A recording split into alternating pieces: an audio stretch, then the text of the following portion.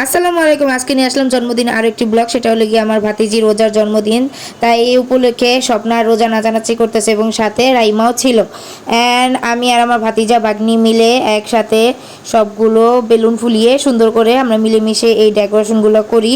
So খুবই ভালো লাগলো এবং নতুন একটা অভিজ্ঞতা অর্জন করলো আমার ভাতিজা। অ্যান্ড আয়োজনে ছিল গিয়ে কেক, পুডিং, জর্দা, তারপরে বিরিয়ানি অ্যান্ড হচ্ছে গিয়ে সালাদ, এগুলো সব হোমমেড সালাদ বাদে। অ্যান্ড এই যে দেখুন আমার ভাতিজি এরকম করার সামনেই দুই বোনের জন্মদিন আসতেছে ইনশাল্লাহ।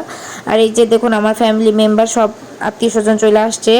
এখন সব কিছুর প্রস্তুতি চলতেছে। অ্যান্ড যেহেতু আমার যার জন্মদিন আর কি, ওদেরকে নিয়ে একটু ফটোশ্যুট করতেছি। একটু চিন্তা করলাম এগুলোই তো স্মৃতি হয়ে থাকবে, আয়োজন করছে ঠিক আছে।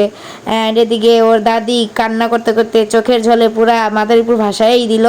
অ্যান্ড ওই হইলে গিয়া এখন আমরা কেক কাটবো। সবাই একসাথে দাঁড়ালাম কেক টেক নিয়ে, সব পোলাপাইন রেডি টুপি টুপি পরে। এই তো হলে গিয়া কি বলে রোজার বান্ধবীদের মা এবং রোজার ফ্রেন্ড যারাই ছিল সবাইকে একসাথে নিয়ে কেকটা কাটলো। ওর ফুপু সাথে ওর চাচা ভাই বোন সবাই একসাথে ছিল, বাবা ছিল, মা ছিল। কেক কাটাকাটি শেষ করে এখন খাওয়া দাওয়ার পালা। যেহেতু আমার ভাবি আর বড় বোন মানে ভাবির ননাস, তারা দুজন মিলে রান্না বান্না করছে, খেতে খুব ভালো হয়েছে মাসাল্লাহ। আর আজকের মতো ভিডিও এই পর্যন্তই। আল্লাহ হাফেজ।